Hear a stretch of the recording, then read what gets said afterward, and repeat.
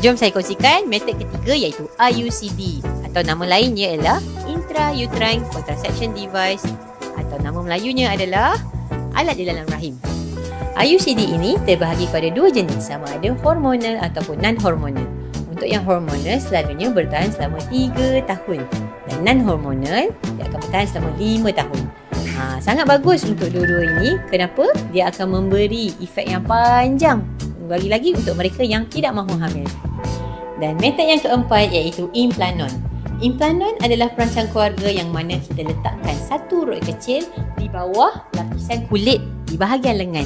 Implanon ini adalah satu kaedah yang mana teknik dia sama macam IM Depo. Tapi IM Depo 3 bulan kan? Implanon ini dia bertahan selama 3 tahun. Implanon ini dia merembeskan hormon progesteron secara perlahan-lahan. Sebab itu dia boleh bertahan selama 3 tahun. Anda dah tahu kan pelbagai kaedah perancang keluarga yang terdapat di dalam negara kita. Penting untuk anda merancang keluarga anda kerana ia akan menjamin kesejahteraan keluarga anda.